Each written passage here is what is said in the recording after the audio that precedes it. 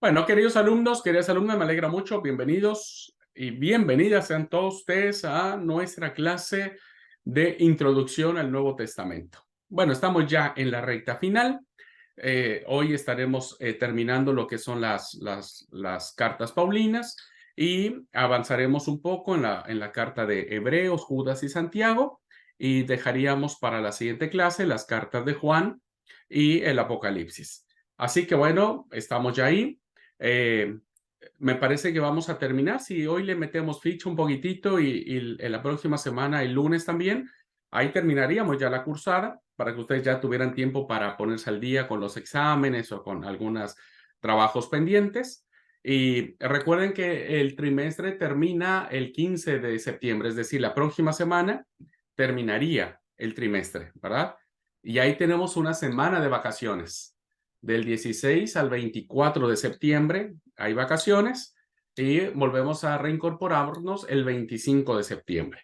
Así que bueno, si le metemos ficha y hoy le avanzamos y el lunes si terminamos la cursada, entonces tienen muy buen tiempo para irse de vacaciones. ¿Les parece, vanos? ¿Está bien o no? ¿Sí? ¿Le metemos ficha? Bueno.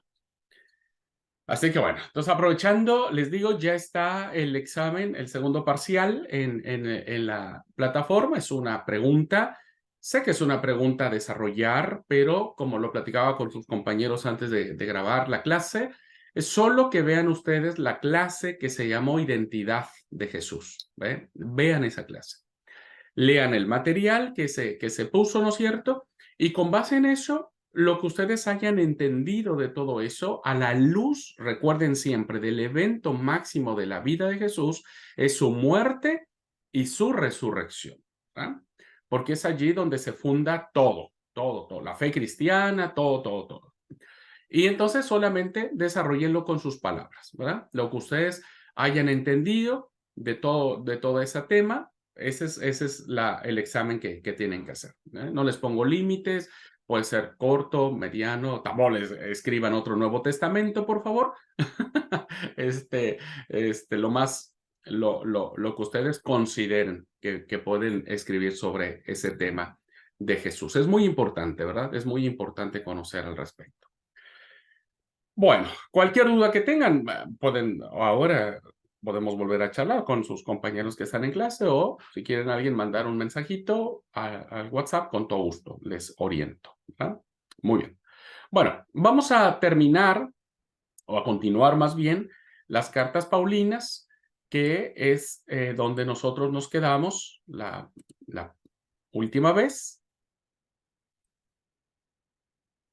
Perdón, un segundo, que siempre se me olvida hacer esto.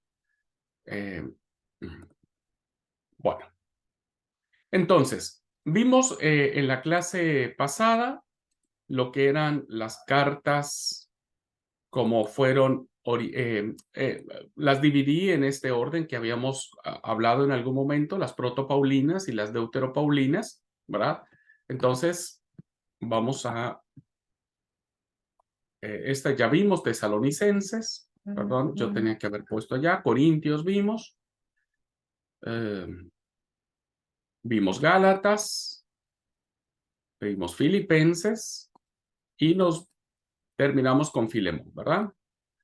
Bueno, ahora lo que corresponde es analizar una de las joyas de la literatura paulina, ¿verdad? Es realmente la obra cumbre, la obra máxima de Pablo.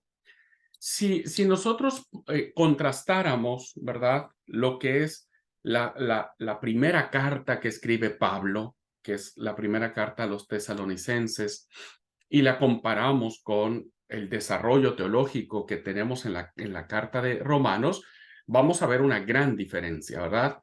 Ya Pablo ha profundizado mucho más en su concepción de lo que es la salvación, de lo que es Dios, de lo que es la vivencia del Espíritu Santo, etcétera. O sea, Romanos ya es un tratado teológico, ¿verdad? Que Pablo dirige a la comunidad de Roma una comunidad muy importante. Bueno, vamos a ver un poquitito. Esta foto me encantó porque es la calzada, que se cree que por esta calzada, si no mal recuerdo, es la Vía Apia, que se cree que por esta calle, que es original, caminó el apóstol Pablo en su tiempo, ¿verdad? Bueno, por eso la traigo acá. Bueno, ¿qué podemos decir de la carta a los romanos? Pues antes de iniciar el camino que lo llevara de Éfeso a Jerusalén y de allí a Roma, Pablo escribe desde Corinto esta gran carta a los romanos en el año 56. Bueno, nos ubicamos en el contexto, ¿verdad? Pablo pasa, tiene que ir a Éfeso. De Éfeso en Éfeso hay una hermosa despedida que todos los líderes lloran. Es hermosa la escena que tenemos de la despedida de los líderes que hacen con Pablo, porque sabían que no lo iban a volver a ver con vida, ¿verdad? Sabían que era la última vez que lo veían, que lo abrazaban. Hay una despedida muy, muy emotiva de parte de los líderes de la iglesia de Éfeso. Bueno, Pablo, y ahí en Éfeso se dice que el profeta Gabo le dijo, bueno, el que sea dueño de este cinto, pues de esa manera lo van a atar, ¿verdad? Entonces por eso muchos decían, no vayas a Jerusalén, que te van a arrestar, te van a meter a la cárcel y allí va a haber una gran complicación. Pero Pablo dijo, no, es parte de mi laboro, perdón, de mi destino, ¿sí? De su trabajo, diríamos.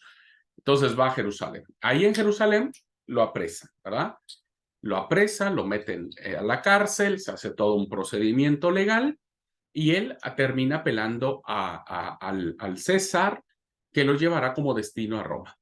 Pero antes de que eso suceda, Pablo, desde la iglesia de Corinto, escribe esta gran carta, como dije, en el año 56.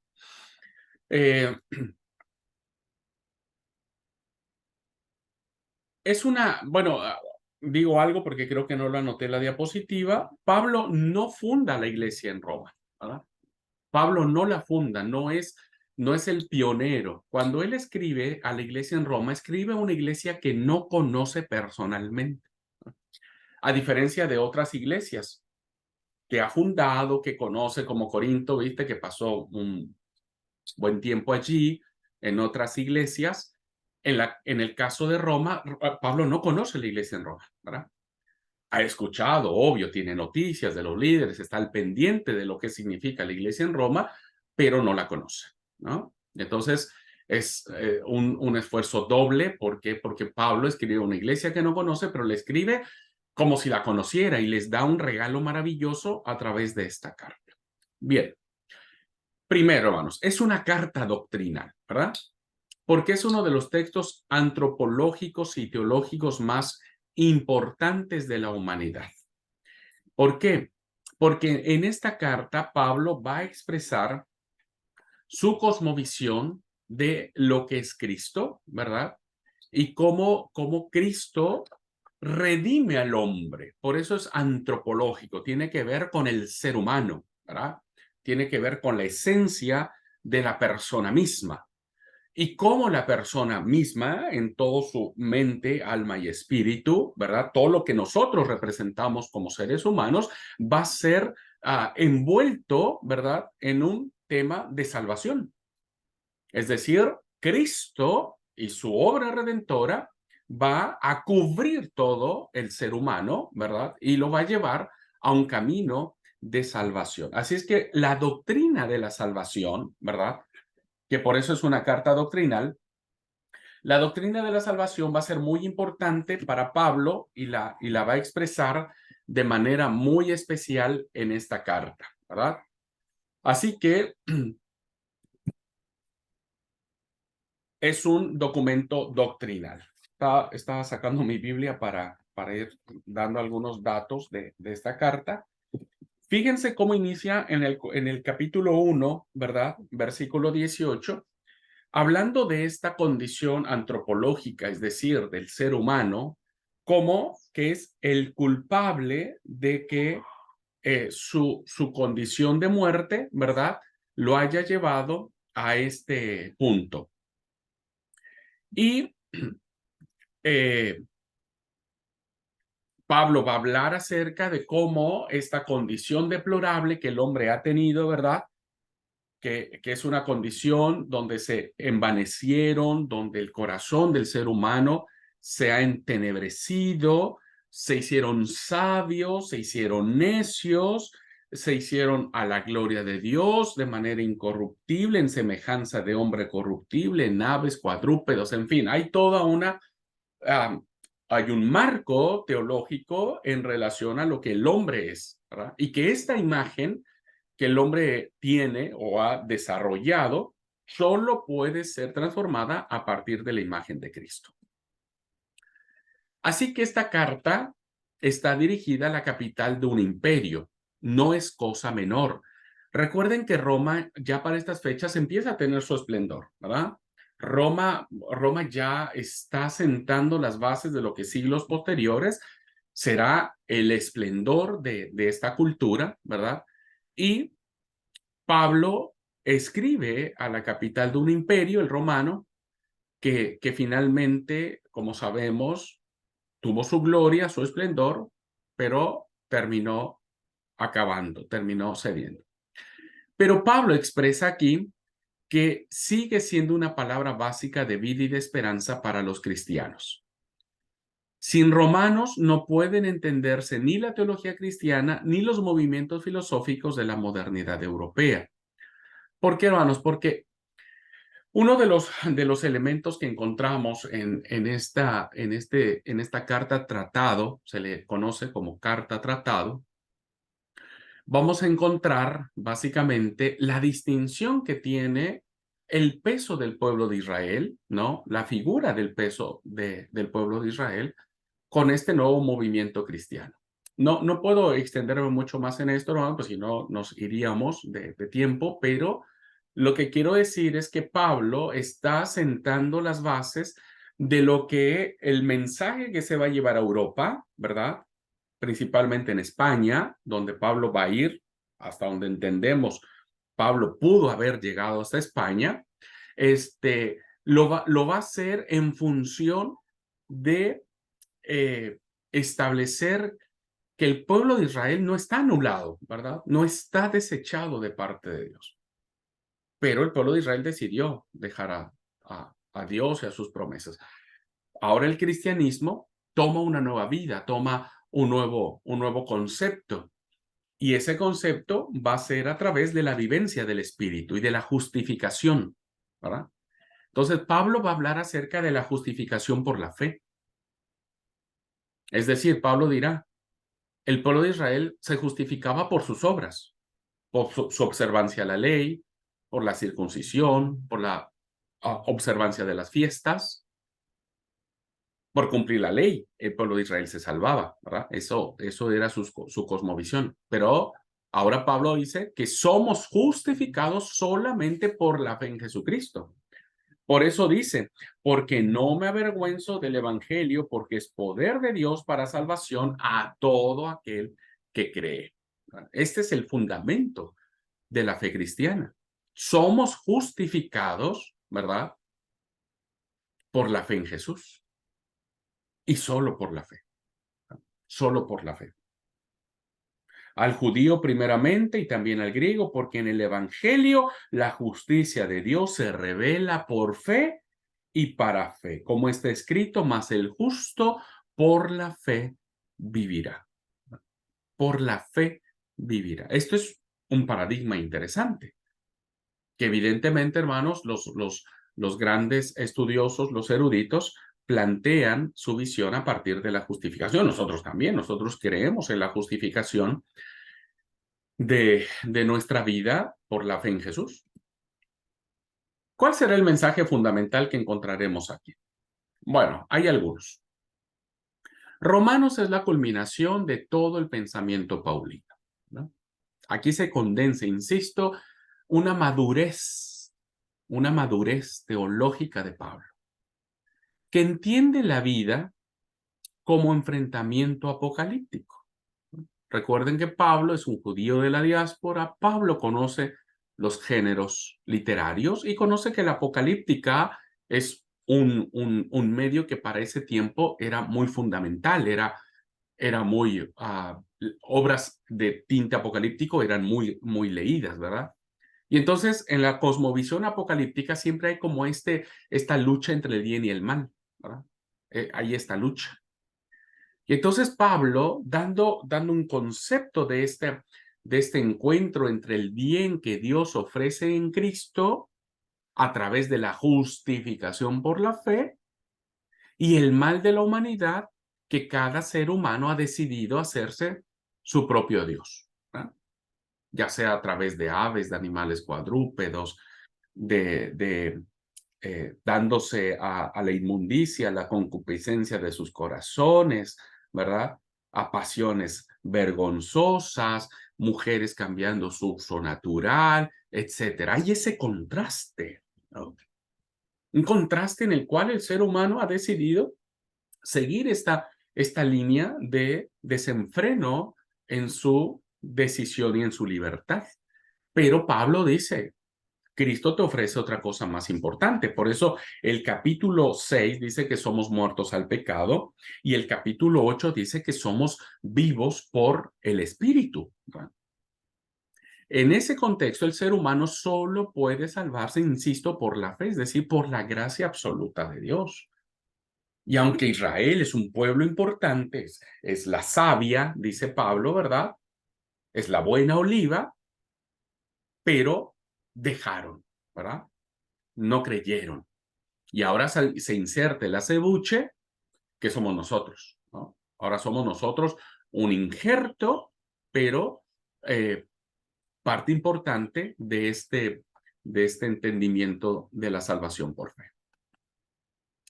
Pablo entonces tenía que presentar su teología a una iglesia que él no había fundado, como dije, y mostrar su comunión vital con ella.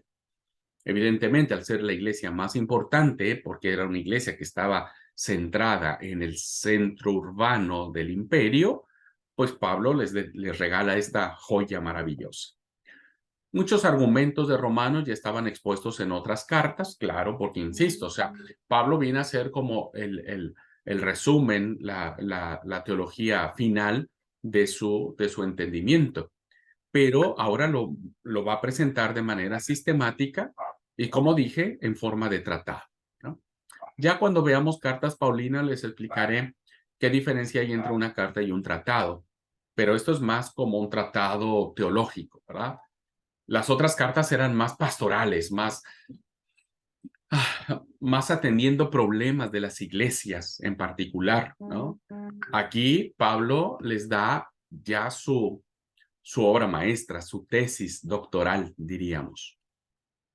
Por eso el apóstol Pablo debe hacer un gran esfuerzo para presentar su teología a unos cristianos que, en principio, no tienen por qué aceptar su escrito.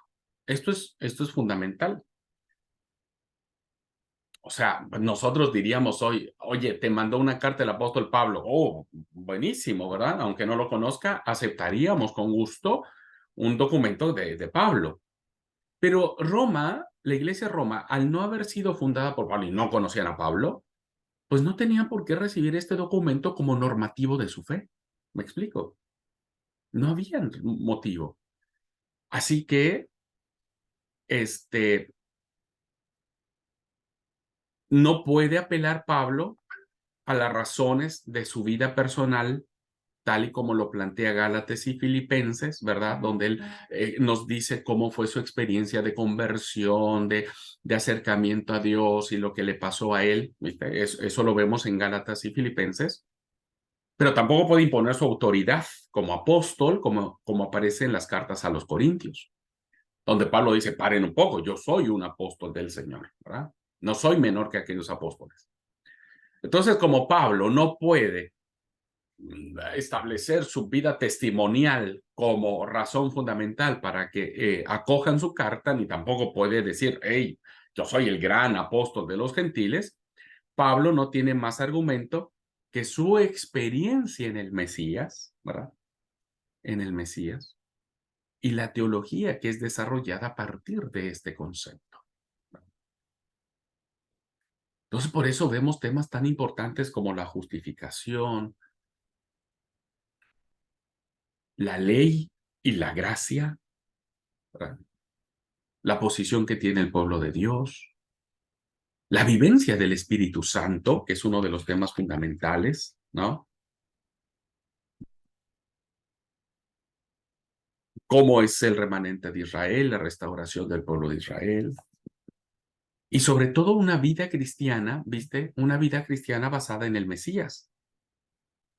Por eso el capítulo 12 inicia Pablo de una manera magistral. Dice, bueno, hermanos, les ruego por las misericordias de Dios que presentéis vuestros cuerpos en sacrificio vivo, santo y agradable, que es vuestro culto racional. Es decir, Pablo presenta su teología, ¿verdad? A partir de lo que Dios representa y de lo que la gracia de Dios representa en Jesucristo. Así que por eso la carta a los romanos es una carta muy especial porque va a ponderar este mensaje en Jesús y a partir de allí va a desarrollar esta teología. Bueno, y ahí vamos a dejar un poco la carta a los romanos porque si no tendríamos. Solo quiero que sepan que Romanos es un tratado teológico donde va a establecer como premisa fundamental la justificación por la fe. ¿Verdad? Somos salvos solo por creer en Jesucristo, ¿no?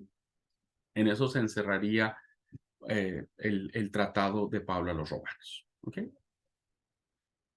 Muy bien. Siguiendo entonces, ahora vamos a las deuteropaulinas. Hasta ahí estaríamos hablando de las protopaulinas. Hasta la carta a Romanos se entiende que ha sido una carta escrita por el apóstol, ¿verdad? Y ahora vemos estas cartas que es muy probable que por la crítica literaria sean escritas en visión o en la cosmovisión de la escuela paulina, ¿verdad? Ahora, Colosenses es maravilloso. Haya sido escrito por el puño y letra del apóstol Pablo por la escuela paulina, la verdad es que Colosenses es una carta maravillosísima. ¿Qué quieren que les diga? ¿Verdad? Bueno, este es un poco de las ruinas de la ciudad de Colosas, que aparece en la pantalla. Y Colosenses, después de la carta a los romanos, ¿verdad? Muchos piensan que no existen más cartas auténticas de Pablo, pero su figura y su obra siguió siendo discutida largo tiempo en las iglesias. Es decir, la impronta, el patrón que impuso Pablo en sus cartas, en sus viajes misioneros, en su defensa de la fe en Jesús, pues hizo que la iglesia siguiera reflexionando y siguiera siendo impactada por esto. Así es que se podría hablar de Pablo después de Pablo, pues sus discípulos mantuvieron su herencia y extendieron su pensamiento. Eh,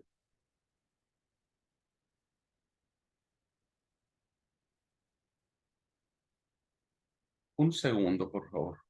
A ver si.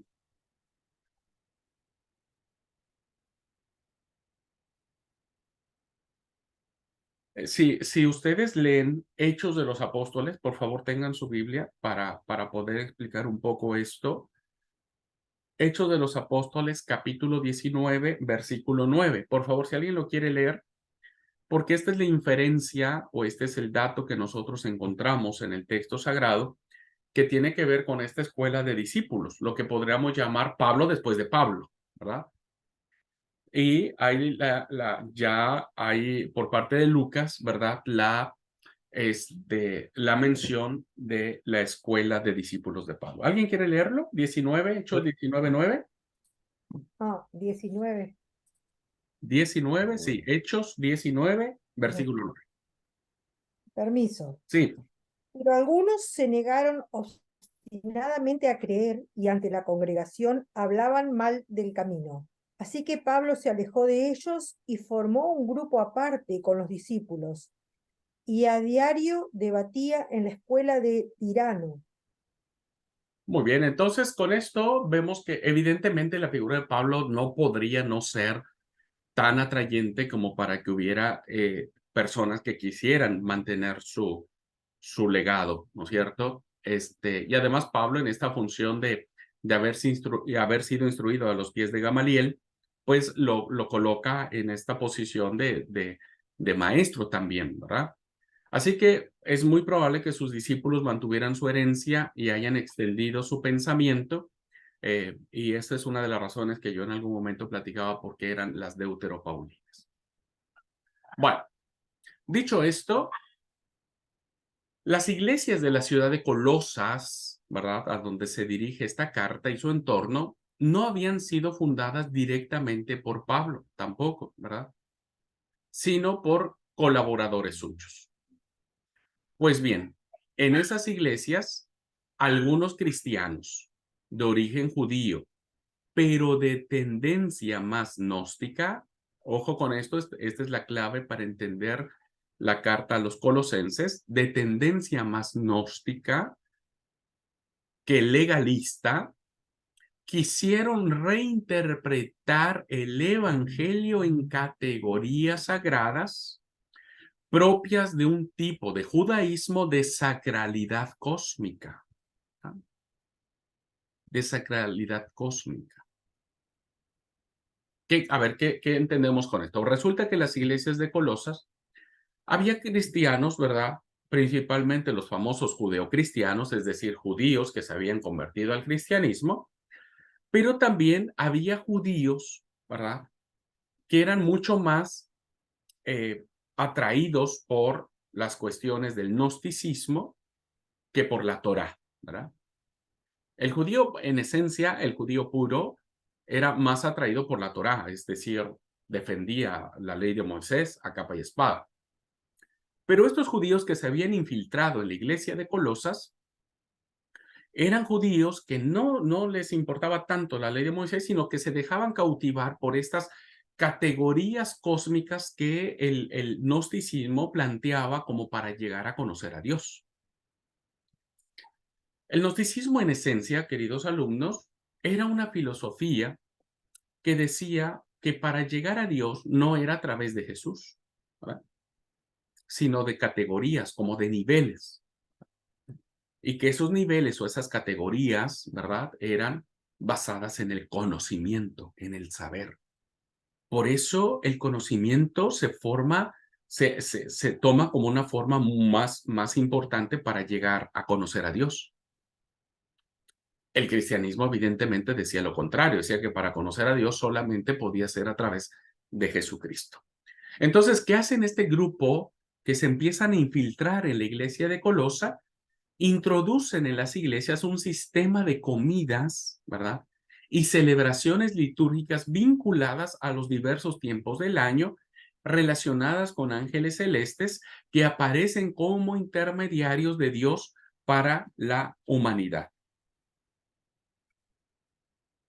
Entonces, vemos aquí claramente que estos cristianos, o sí, diríamos que se habían infiltrado en la iglesia cristiana, empiezan a establecer estos conceptos un tanto esotéricos, un tanto misteriosos, un tanto angélicos, un tanto, viste, cubierto de un halo, ¿verdad? En un halo de celebraciones litúrgicas, de comidas rituales, de esto que el gnosticismo hacía parte de su búsqueda de la divinidad a través del conocimiento. Entonces, esto es lo que Pablo va a atacar, ¿verdad? O la carta de Colosenses. Voy a decir Pablo, voy a seguir planteándolo de esa forma porque es correcto decirlo. Pablo va a atacar este tipo de situaciones, ¿verdad? No voy a desmenuzar ahora la carta a los Colosenses, pero el capítulo 1, del 15, 16, 17, 18, 19, 20, 21, 22 y 23 es un fuerte ataque a estas situaciones cósmicas. Y entonces vamos a ver cómo Pablo utiliza esas categorías cósmicas no atribuidas al conocimiento ni al saber, sino a Cristo Jesús, ¿verdad? Y entonces Pablo dice, porque por él es la imagen del Dios invisible, el primogénito de toda creación, porque en él fueron creadas todas las cosas, las que hay en los cielos y las que hay en la tierra, la totalidad, ¿no?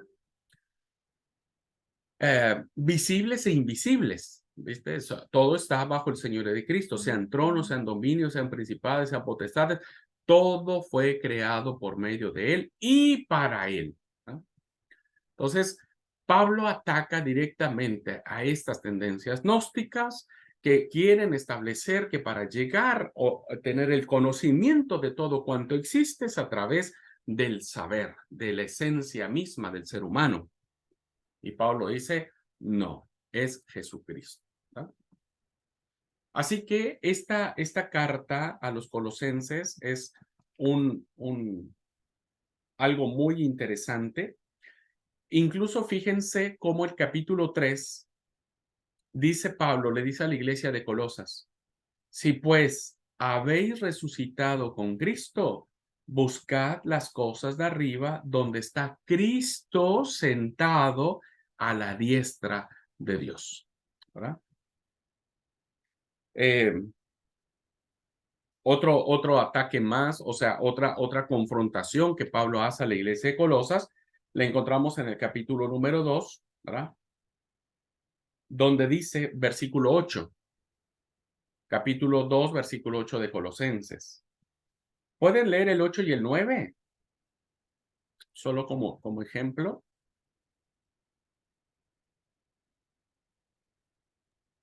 Permiso. Colosenses 2, 8 y 9. Sí, por favor. Por eso, no, cuídense de que nadie los cautive con la vana y engañosa filosofía que sigue tradiciones humanas, la que es de este mundo y no conforme a Cristo.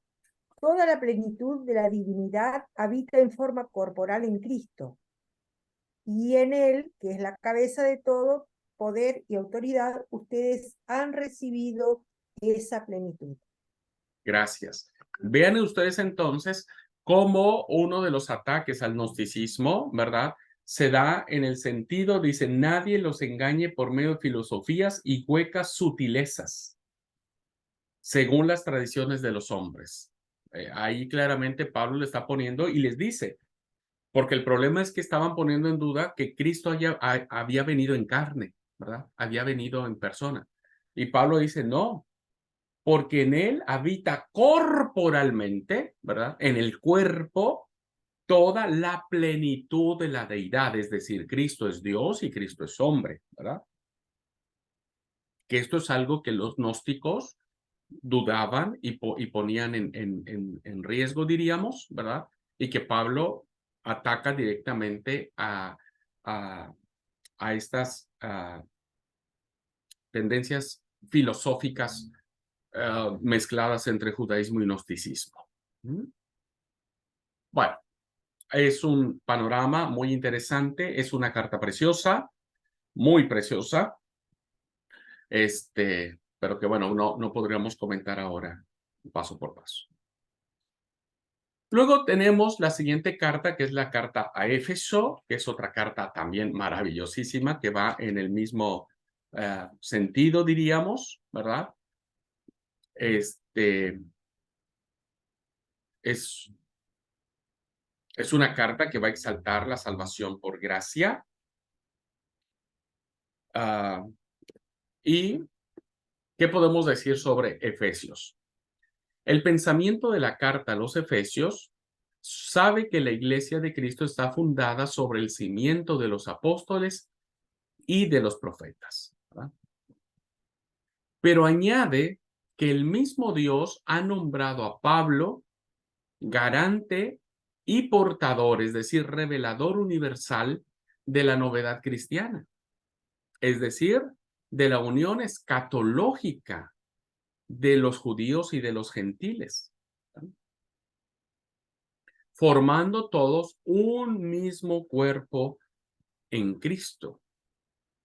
De esta forma, la carta a Efesios atribuye a Pablo una función semejante a la que, ¿verdad?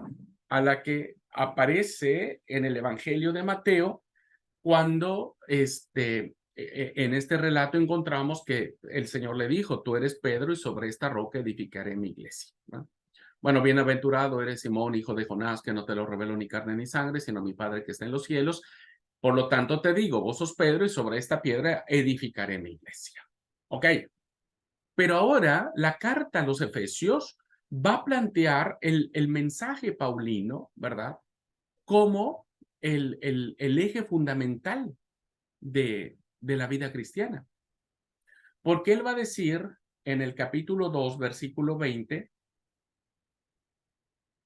si alguien quiere leerlo, por favor, 19 y 20 del capítulo 2. Permiso. ¿Sí? Efesios capítulo 2, versículo 20, dice: edificados sobre el fundamento de los apóstoles y profetas, siendo la principal piedra del ángulo Jesucristo mismo. Muy bien. Por favor, ahora capítulo 3, versículo 5, 6 y 7. De Efesios. Sí, sí, igual. Capítulo 3, 5, 6 y 7.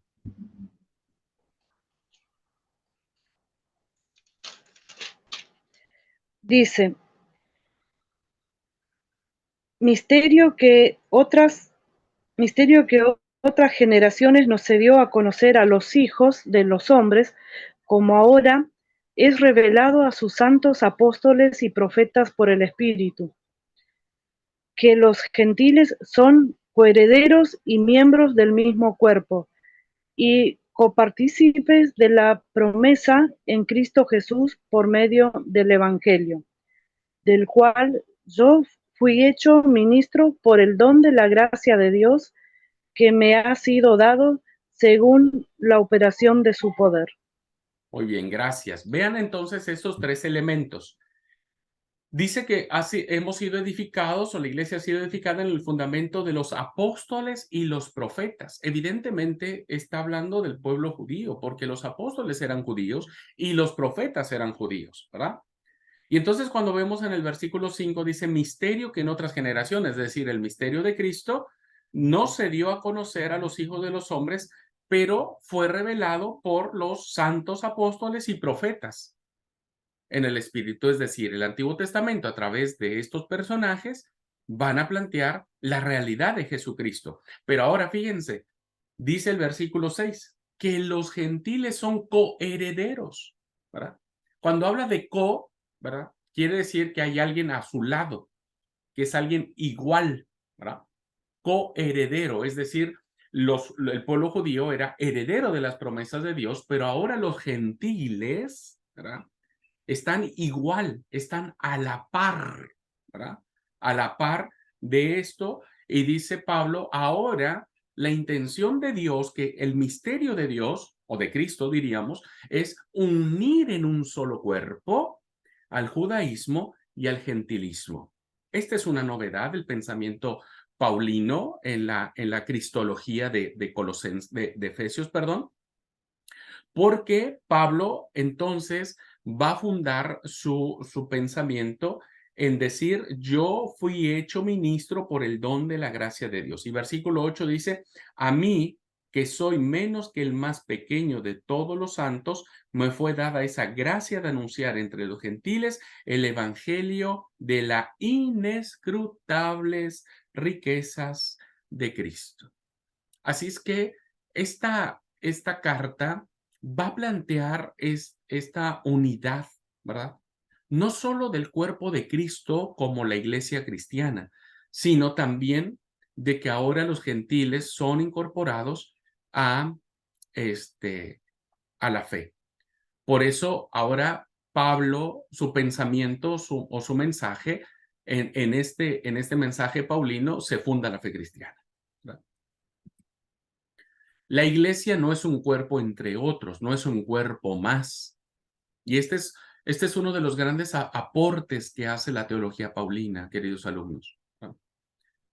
¿A quién le debemos la figura del cuerpo que se le atribuye a la iglesia? Pues a Pablo, ¿no? Que es una metáfora hermosísima. Es una metáfora que bueno, no la hemos explotado tanto, ¿no? Pero que evidentemente eh, tiene mucho, mucho que ver en cuanto a la unidad, ¿verdad? A la unidad, que eso es lo que pregona la carta a los Efesios. La iglesia no es un cuerpo entre otros, sino expresión y signo de la vinculación de todos los hombres y mujeres en Cristo, ¿verdad? Capítulo 4, del 1 al 6, por favor. ¿Quién quiere leerlo? Recuerden, estamos en Efesios 4, del 1 al 6. Permiso, Leo. Por favor. Por eso yo, que estoy preso por la causa del Señor, les ruego que vivan de una manera digna del llamamiento que han recibido, siempre humildes y amables, pacientes, tolerantes unos con otros en amor. Esfuércense por mantener la unidad del espíritu mediante el vínculo de la paz. Hay un solo cuerpo y un solo espíritu, así como también fueron llamados a una sola esperanza, un solo Señor, una sola fe, un solo bautismo, un solo Dios y Padre de todos, que está sobre todos y por medio de todos y en todos. Gracias.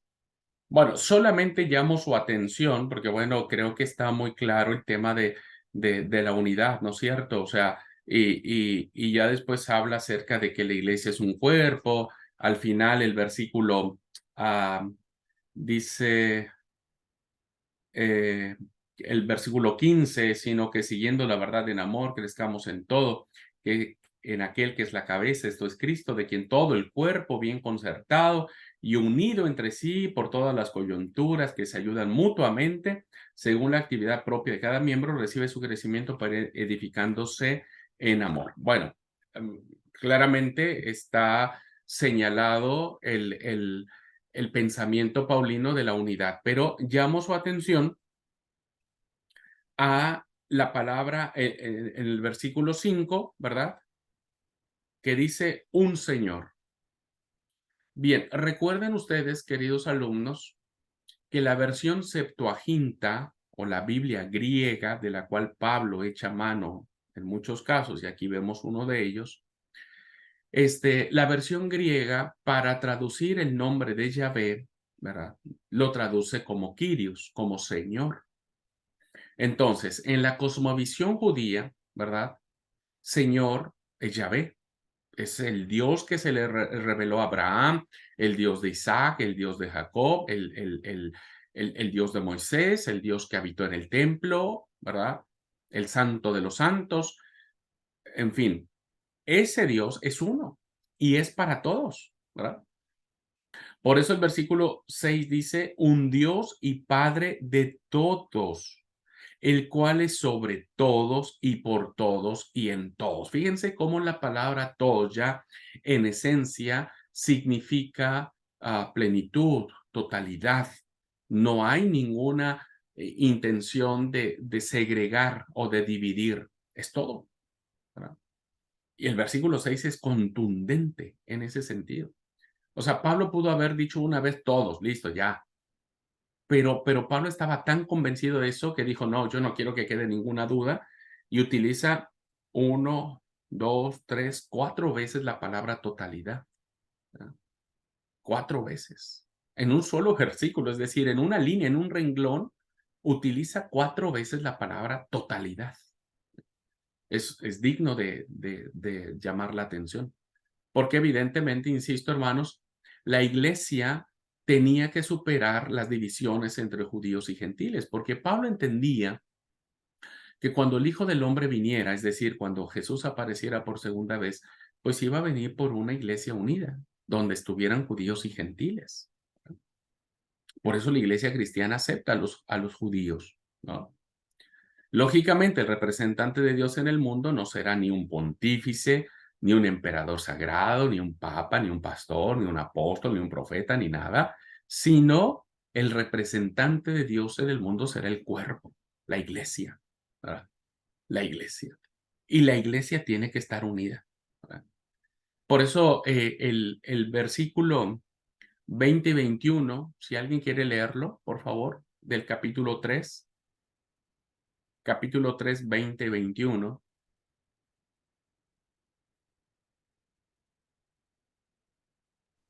Permiso. Sí, Dice, y aquel que es poderoso para hacer todas las cosas mucho más abundante de lo que pedimos o entendemos, según el poder que actúa en nosotros. A él sea gloria en la Iglesia, en Cristo Jesús, por todas las edades, por los siglos de los siglos. Amén. gracias, Lili. Bueno, lo que Lili leyó es un himno, ¿verdad? Es un himno cristiano. Es un himno que el autor de Efesios recoge. Era un himno que se cantaba en las casas cuando se reunían para cantar a Jesús o adorar a Jesús. Y este es un himno cristológico y eclesiológico, diríamos, ¿no? Es un bello himno, es un hermoso canto que se usaba en las celebraciones litúrgicas de la iglesia primitiva. Y fíjense cómo este himno cristológico, eclesiológico, dice que aquel que es poderoso para hacer muchas cosas, a él sea la gloria, ¿dónde? En la iglesia, ¿verdad? Por eso digo que es cristológico, eclesiológico. A él sea gloria en la iglesia, en Cristo Jesús, por todas las edades. ¿Qué ritmo le pusieron a este himno? No sé, cómo lo cantaban, no sé, pero qué hermoso era saber que este himno que entonaba la iglesia retomaba el pensamiento de Pablo en Efesios como una unidad, ¿verdad? Por eso Pablo dice, solícitos en guardar la unidad del Espíritu, un cuerpo, un espíritu, una misma fe, un bautismo, un Señor, etcétera, etcétera, etcétera. ¿Okay? Muy bien. Bueno, ¿alguna pregunta? Yo me voy ahí, pero ¿alguna pregunta de la carta anterior que vimos, Colosenses y ahora Efesios?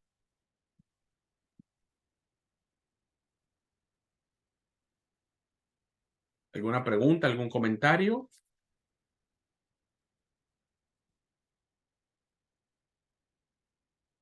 ¿Vamos bien? Solo háganmelo saber si se va entendiendo. Yo sé que son muchos conceptos los que estoy vertiendo con ustedes, pero bueno, pues más o menos son como que los múltiples temas que encontramos en las cartas paulinas. Bueno, ya saben, si tienen... Permiso. Sí, adelante, adelante. Sí, a mí o sea, me impactó esto porque nunca lo percibí así, en esta carta de Efesios, donde dice que en realidad el cuerpo de la iglesia es realmente lo que representa a Dios en el mundo, no un pontífice, ¿no? Un emperador, dice acá, o podríamos decir, o no sé, el presidente de la iglesia, no. Es el cuerpo de la iglesia realmente lo que representa a Dios. La verdad que un concepto maravilloso que nos ha compartido. Gracias, Marianela, gracias por resaltarlo. Sí, evidentemente el representante de Dios en el mundo es la iglesia, es el cuerpo. Por eso para Pablo, la iglesia siempre será muy importante y le ponderará. Ustedes saben que el tema de la desunidad o de la división en el cuerpo de Cristo es un tema muy latente, ¿verdad? Que se veía en todas sus cartas. Pablo siempre apela a la unidad, siempre apela a la igualdad, siempre apela a sopórtense, aguántense, porque somos el signo visible de Dios. No es una persona en particular, ¿no? Como dijo Marianela, no es el presidente del Ejecutivo, no es el pastor, el sobrevedor, o el papa en la otra iglesia, ¿no es cierto? O algún apóstol o profeta en otras iglesias. Es la iglesia, el cuerpo de Cristo, lo que representa. Por eso Efesios nos habla muchísimo de esta parte de la unidad, ¿verdad? Y nos habla de la salvación por gracia.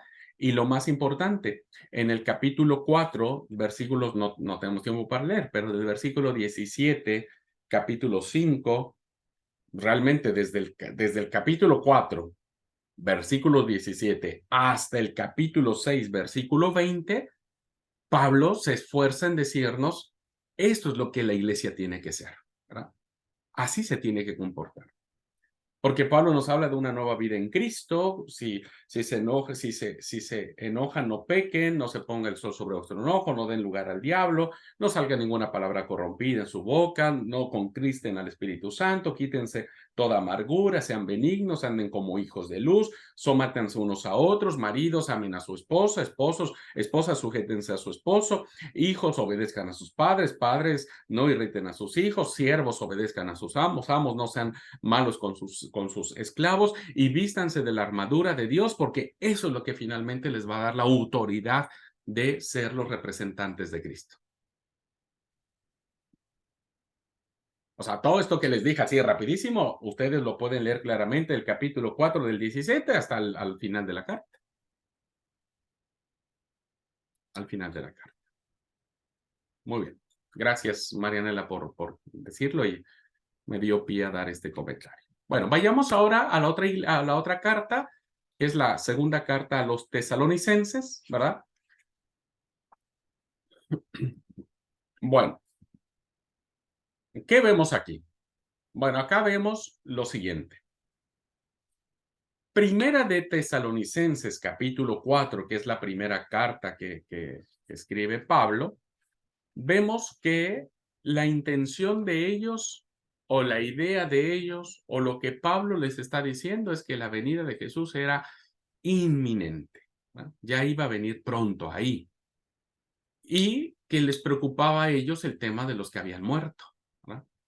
Entonces la pregunta que ellos tenían en la primera carta es decir, ¿qué pasa con aquellos que han muerto y no estarán ya en el mundo para recibir a Jesús cuando venga? Pues ya se murieron. O sea, Jesús puede venir hoy, yo estoy con vida, pero mi papá, mi mamá, mis hijos, mis abuelos o la iglesia ha muerto. ¿Qué va a pasar? Entonces, lo que preocupa ahora no es ya la venida inmediata de Jesús en la segunda carta. En la primera carta estoy preocupado porque Jesús viene y qué pasa con nuestros muertos. Pero cuando se escribe la segunda carta, evidentemente ha pasado el tiempo y Jesús no ha venido, ¿no? Y Jesús no ha venido. Entonces, la preocupación es ¿por qué no ha venido? ¿No? Si Pablo nos dijo y todos creíamos que el Señor ya venía hoy o a más tardar mañana o el fin de semana. Pero cuando se escribe esta carta, evidentemente, pues han pasado algunos años y las cosas siguen igual. Ahora, lo que preocupa en la segunda carta ya no es si Jesús viene hoy, es decir, ¿por qué se está tardando?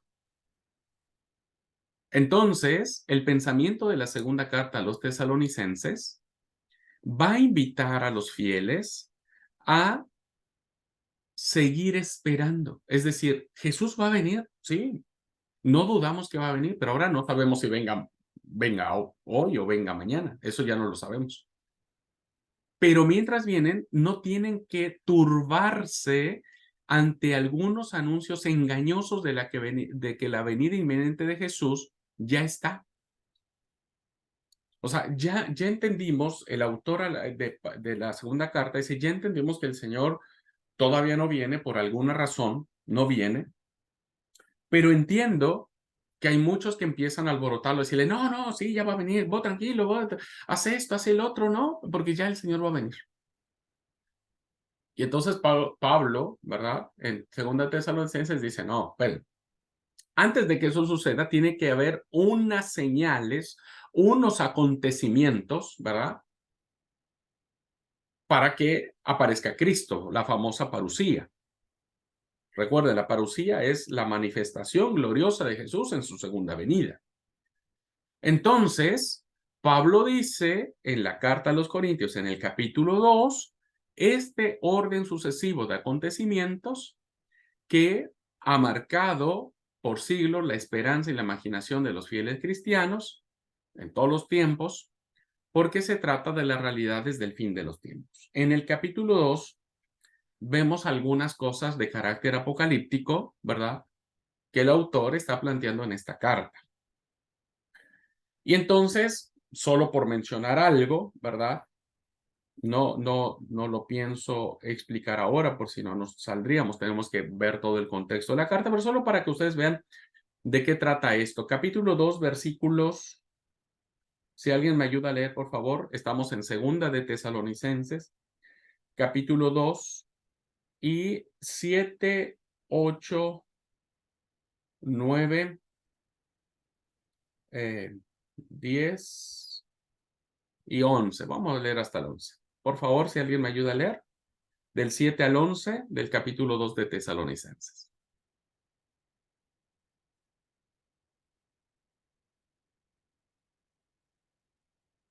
Permiso. Sí, Segunda de Tesalonicenses 2, del 7 al 11. Es cierto que el misterio de la maldad ya está ejerciendo su poder, pero falta que sea quitado de en medio el que ahora lo detiene. Entonces se manifestará aquel malvado a quien el Señor Jesús derrocará con el soplo de su boca y destruirá con el esplendor de su venida. El malvado vendrá por obra de Satanás, con toda clase de milagros, señales y prodigios falsos. Con toda perversidad engañará a los que se pierden por haberse negado a amar la verdad y así ser salvos. Por eso Dios permite que por el poder del engaño crean en la mentira. bueno, gracias, Marianela. No, lo insisto, no voy a explicar el texto, solamente para decirles. Pablo dice, miren, antes de que el Señor aparezca en su manifestación, dice, vendrá el hombre inicuo, ¿verdad? Un personaje que aparece aquí. Dice que este hombre inicuo, o sea, el misterio de la iniquidad está presente, pero alguien lo detiene. Hay un detenedor. No sabemos quién es ese detenedor, ¿verdad? Pero alguien está deteniendo eso, dice Pablo. Y después dice que este hombre inicuo, cuando aparezca, no va a tener oportunidad de ejercer su maldad, ¿verdad? Porque dice que será destruido con el resplandor de la venida de Jesucristo. Entonces Pablo dice, esperamos el final de los tiempos, pero creo que cuando el Señor venga, tienen que suceder este tipo de situaciones, ¿verdad? Entonces Pablo le está diciendo, bueno, cuando vean que eso sucede, entonces ya el Señor vendrá. Por lo tanto, no se preocupen y sigan trabajando, ¿verdad? Sigan trabajando. A ver, déjenme ver si. Aquí está. Bueno, ya me adelanté. El mensaje fundamental de la segunda carta de los tesalonicenses tiene que ver con la apostasía, que es la aparición del anticristo, aquello que se opone a Dios. Conforma una lógica de oposiciones que está al fondo de la apocalíptica israelita y en especial del profeta Daniel. La redención de Dios solo vendrá tras la gran apostasía, representada por Satán, ¿verdad? De manera que donde amenazaba el triunfo de la perversión, finalmente triunfe y se exprese la gracia de la vida, ¿verdad? Ante el escenario de la gran apostasía, este conflicto que existirá en representación con Satanás, que representa la muerte, triunfará la vida porque el resplandor del Señor los matará. Pues bien, el autor sabe que no ha llegado aún ese momento, ¿verdad? De manera que la historia ha de seguir manteniéndose en esperanza hasta nuestros días. Todavía nosotros estamos esperando que llegue el enfrentamiento decisivo con este personaje, ¿verdad? Que todavía no llega. Hay muchos anticristos, dijo Juan, pero este del que habla Pablo todavía no llega, porque recuerden que cuando llegue será destruido, será matado con el espíritu de la boca del Señor y será destruido con el resplandor de la venida de Jesucristo, ¿verdad? Entonces, hasta en tanto no llegue este personaje, el Señor no vendrá. Aquí hablo sobre el detenedor, ¿verdad? Que nos expresa en Tesalonicenses. La fuerza del mal que opera por el anticristo conduce a la muerte, de forma que humanamente hablando este mundo debería verse destruido. Ya, con todo lo que hemos vivido, este mundo ya no tendría que estar. Pero algo o alguien se opone. No sabemos quién es, ¿verdad? Uno podría decir que es el Señor, pero esto no entraría en muchas lógicas, ¿no? Pero bueno, hay alguien o algo que se detiene impidiendo que la muerte triunfe ahora. Eso significa que en medio de la historia existe un potencial de vida al servicio de la creación.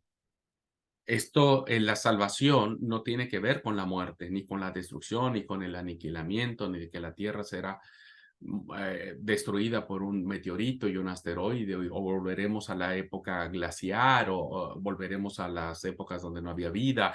No, ¿verdad? No. Tesalonicenses nos dice que en medio de la historia existe un potencial de vida al servicio de la creación, una presencia de Dios que permite que la humanidad siga existiendo, ¿no? Y este es el mensaje fundamental de la esperanza. No, el evangelio no es una esperanza de muerte, sino de vida. Bueno, la lucha final, que es la parusía o la manifestación del inicuo. El texto no narra la venida de Jesús en sí misma, no dice realmente cómo va a venir, sino que presenta como reacción una reacción frente al inicuo, al perverso, tal y como lo maneja en líneas el Apocalipsis. Dice que cuando aparezca el contrario, cuando parezca que el contrario se eleva victorioso, cuando engaña casi a todos los hombres con prodigios falsos, vendrá el Cristo y lo aniquilará con el aliento de su boca, con el esplendor de su manifestación, con la fuerza y la gloria de su presencia. Esta victoria final de Cristo sobre el perverso constituye el motivo central de la apocalíptica cristiana, el culmen de toda teodicea, de todo el mensaje de Dios. Al final, Cristo vence por sobre todas las cosas. Esto es muy en línea apocalíptica. Y el motivo de esperanza la encontramos en esta carta, ¿verdad? Que la gente está preocupada por la venida de Jesús. Ofrece una visión apocalíptica de Dios y recuerda que vivimos en un tiempo de gracia. En realidad, llevadas hasta el fin, las contradicciones del mundo deberían haberlo destruido. Y eso sería quizás preferible para los creyentes. Dejaría ya de estar amenazados por la ira, vendría el mismo Cristo a liberarlos del gran miedo, pero la esperanza de Cristo extiende unos tiempos de gracia entre su Pascua y su parusía, es decir, entre su muerte y su manifestación en su segunda venida, para que podamos mantenernos firmes en medio de las dificultades de la historia. Esto es lo que nosotros hemos dicho siempre en línea del texto cristiano, que el Señor está retardando su venida porque Él no quiere que nadie perezca, sino que todos vengan al arrepentimiento, ¿no? Él quiere que haya mucho más personas que puedan ser redimidas y puedan tener la gracia de Jesucristo.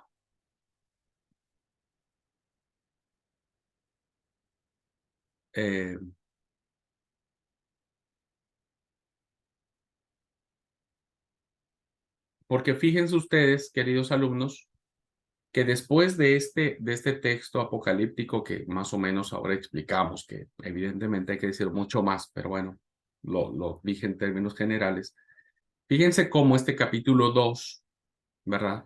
En esta porción, en términos apocalípticos, que termina en el versículo 12, ¿verdad? Dice, a fin que sean condenados todos los que no creyeron a la verdad, sino que se complacieron en la injusticia. Es como decir, bueno, esto le va a pasar a todos aquellos que no acepten a Cristo, porque el Señor está retardando su venida para que muchos se conviertan. Vean cómo Pablo, o el escritor a los tesalonicenses, establece el versículo 13 al 17. Aquí hay un contraste maravilloso, ¿verdad? Que este es verdaderamente el sentido de la carta paulina, ¿no? Dice, pero nosotros debemos dar siempre gracias a Dios respecto a vosotros, hermanos amados por el Señor, de que Dios os haya escogido desde el principio para salvación. No se preocupen por el hombre inicuo. Mediante la santificación por el Espíritu y la fe en la verdad. La fe es lo que sustenta todo.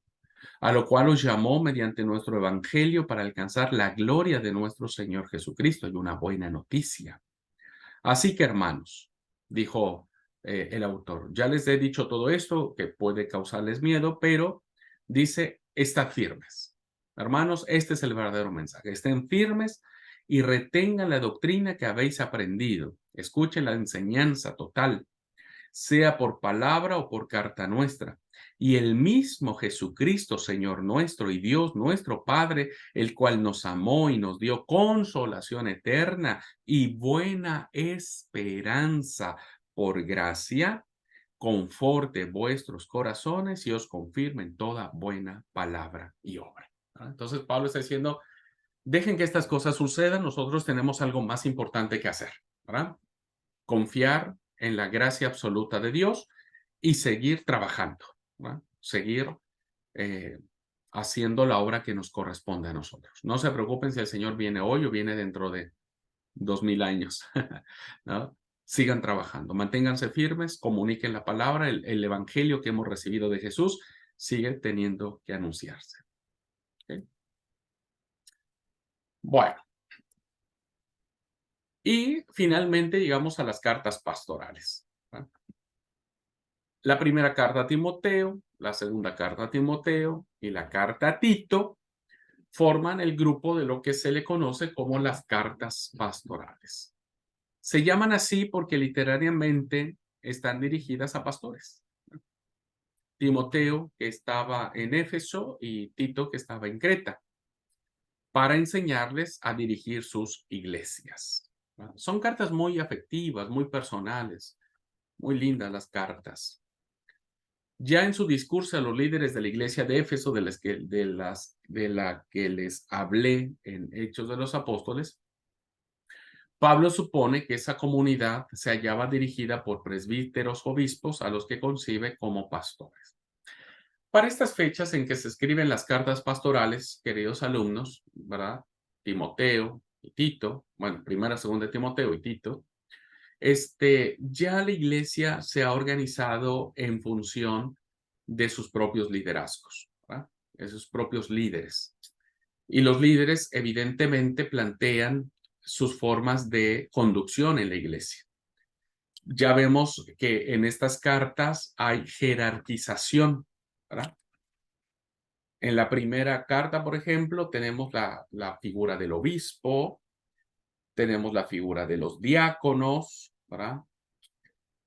Tenemos la figura de las diaconisas, tenemos la figura de los ancianos, de las viudas. Bueno, eso es más, básicamente vendría a ser el tema de cómo estaban compuestas ya las iglesias, ¿no? Por estos grupos. Entonces ya hay como una jerarquización de la obra, ¿verdad?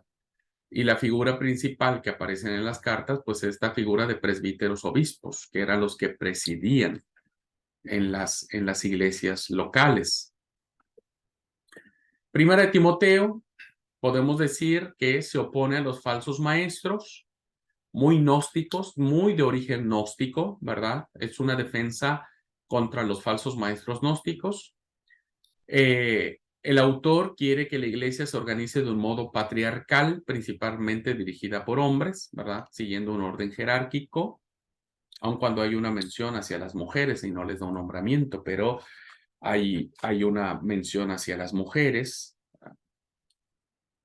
Pero viene en función del obispo o presbítero en función masculina.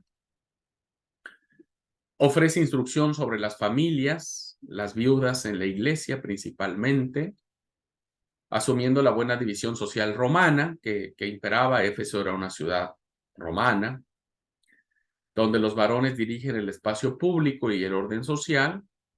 Las mujeres están reservadas a sus liderazgos domésticos, ¿no? Es decir, está reservado solamente para su casa o su familia. Y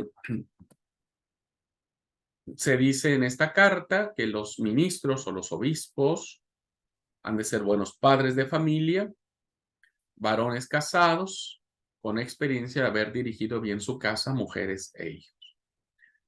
Entendemos que esta prescripción no es normativa, porque hoy hay muchos pastores que no son casados, ¿no es cierto? Y que son nombrados pastores. Esta es una particularidad propia de la iglesia que estaba dirigiendo Timoteo.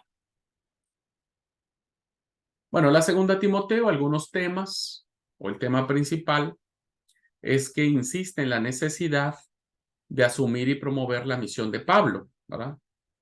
Quien va a presentar a Pablo como un mártir, el testigo privilegiado de Jesús, porque la segunda carta de Timoteo habla acerca de cómo Pablo ha sido un testigo de Cristo, ¿verdad?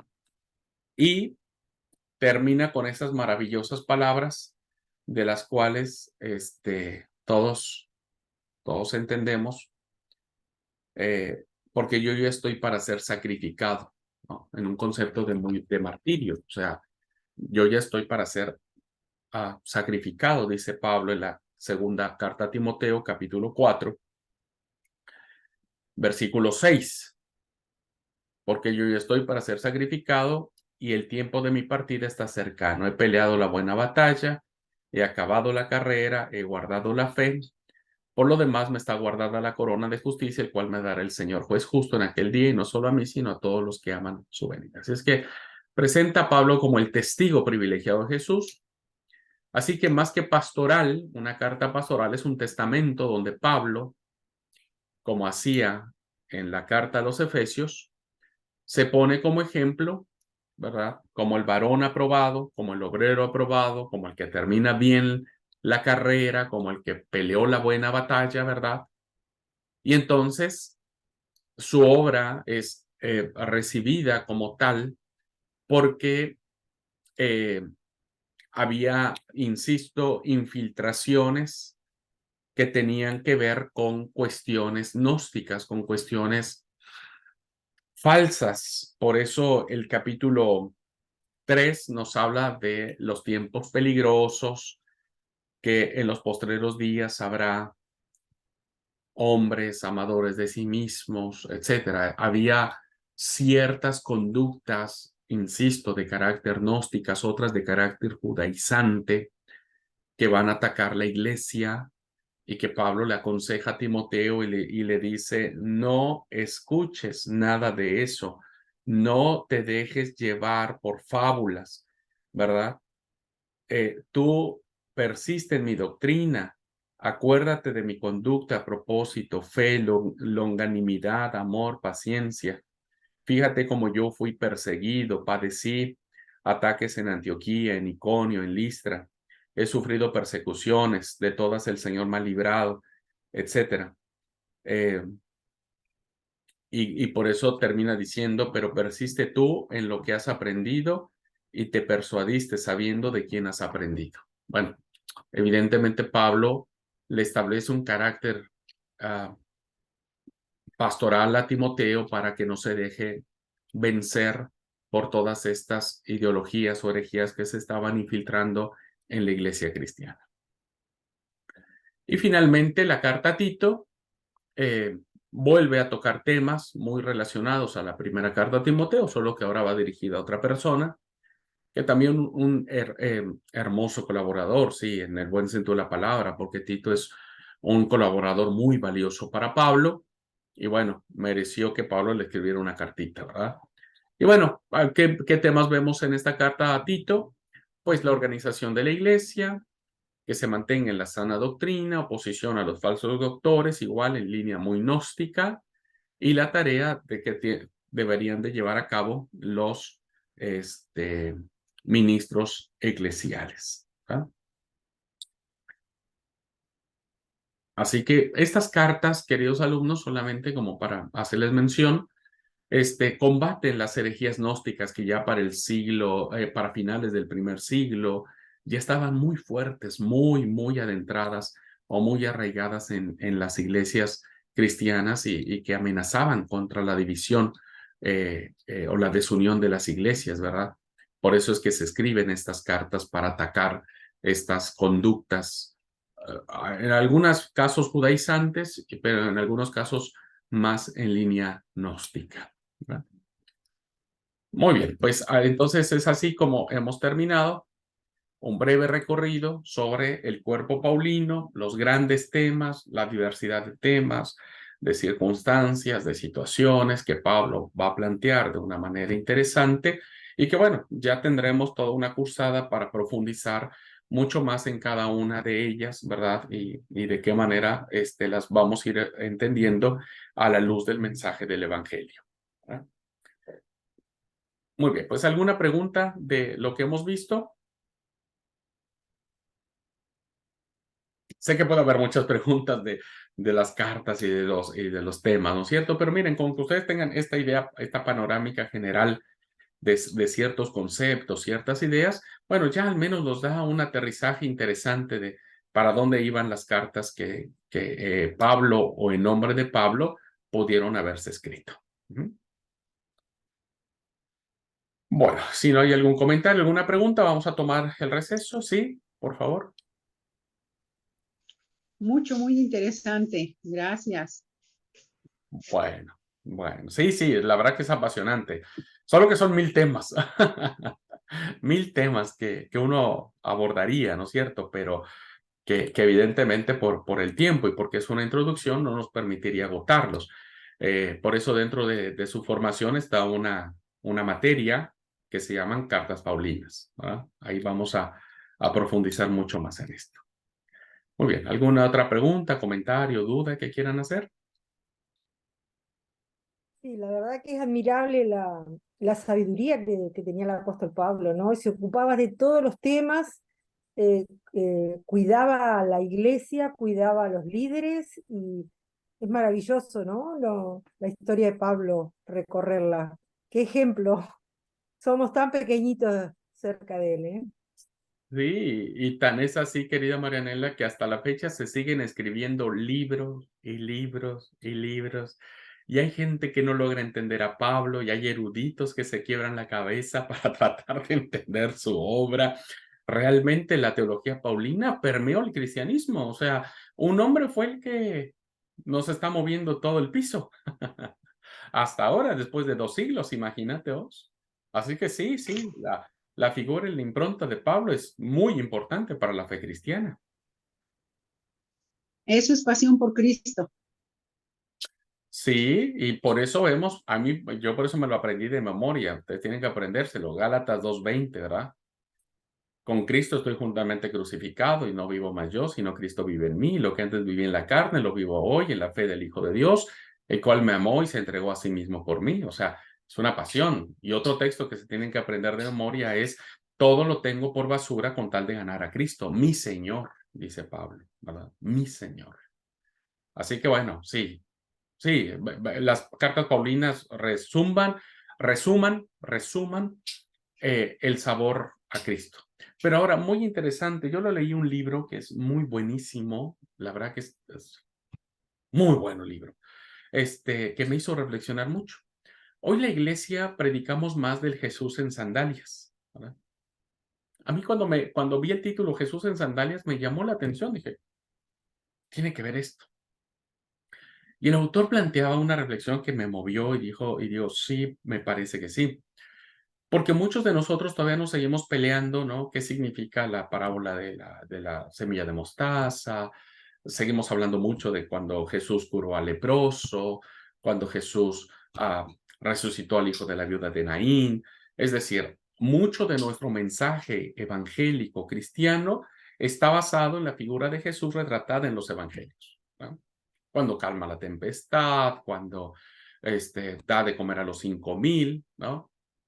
Y el autor decía, si ustedes se fijan en la teología paulina, a Pablo no le interesa el Jesús en sandalias. Ustedes no van a ver a Pablo hablando y diciendo, les voy a platicar lo que Jesús dijo con la samaritana, por ejemplo. No lo encuentran, ¿no? Les voy a platicar cuando Pablo sanó a la suegra de Pedro. No lo encuentran. Les voy a decir lo importante que fue su nacimiento cuando los ángeles se presentaron ante los pastores de Belén. No lo encuentran. Y me llamó poderosamente la atención y creo que sí, porque hoy nuestro mensaje ha sido más en el Jesús en sandalias y Pablo, el mensaje paulino es del Cristo resucitado. A Pablo le interesa el Cristo resucitado. Y todas sus cartas se basan en eso, en el poderío de Cristo, en la victoria de Cristo, en la persona poderosa de Cristo. Por eso Colosenses es maravilloso. Todo fue creado por Él y para Él. Sean principados, potestades, tronos, todo es Él, ¿no? O sea, es maravilloso, es Cristo, el portento de Cristo. Y yo creo que hoy la iglesia tiene que volver al portento de Cristo en la resurrección.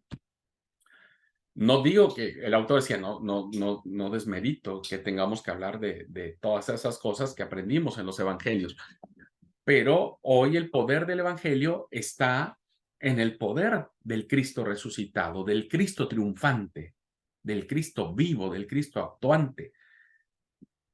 A mí me movió, me llamó a la reflexión esta situación, ¿verdad? Bueno, se los comparto por lo que habíamos dicho de la figura de Pablo. Perdón, ¿cómo se llama el libro?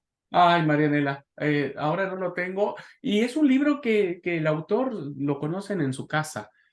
No es de los grandes autores. No lo tengo aquí porque recién incluso fue un regalo, ¿eh? Aquí está, te digo. Allá si lo compras, yo lo compré en Peniel, más bien me lo regalaron en Peniel, allá en Boedo. Se llama Jesús, el presente en nuestras vidas. Así se llama el libro. Jesús es el presente en nuestras vidas. Voy 2 capítulos y no paso de ahí porque cada cosa que este autor dice, la verdad que me impacta. El autor es Juan Carlos Ortiz, que insisto, dicen que es un gran conferencista. Nunca lo había escuchado, sinceramente, nunca lo había escuchado. Pero la verdad que trata a Cristo de una manera tan diferente que de verdad, yo voy recién en el 2º capítulo. El que me pegó es el primer capítulo que se llama La eterna infancia del creyente. ¡Ay! Me dio unas cuantas cachetadas este capítulo. No, pero si es violento, no lo voy a leer. No, pero ¿sabe qué? Yo necesitaba esas cachetadas para darme cuenta, porque él habla acerca de cómo el cristiano sigue siendo tan infante, tan inmaduro en el conocimiento de Jesús, ¿viste? Y dice, no puede ser que una herencia tan grande de 2000 años sigamos siendo tan niños en el conocimiento de Jesús. Por eso digo, a mí me impactó. Y el 2º capítulo es El velo de Jesús con barba y con sandalias. Así se llama el capítulo. El velo de Jesús con barba y con sandalias, que tiene que ver mucho con esto que les decía. Excelente. Todavía no paso el 2º capítulo. Y el 3º ya tengo ganas de leerlo. Muy bien. Vamos al receso. Damos 10 minutitos de receso y... ¿Perdón? Es que no te golpeó la mente, te golpeó el corazón. Sí. Por eso. Sí, totalmente. Ampliamente recomendable, al menos esos 2 capítulos. Hasta ganas de predicar los tengo. Bueno, gente, vamos al receso. Gracias, mi querido Abraham. Vamos al receso.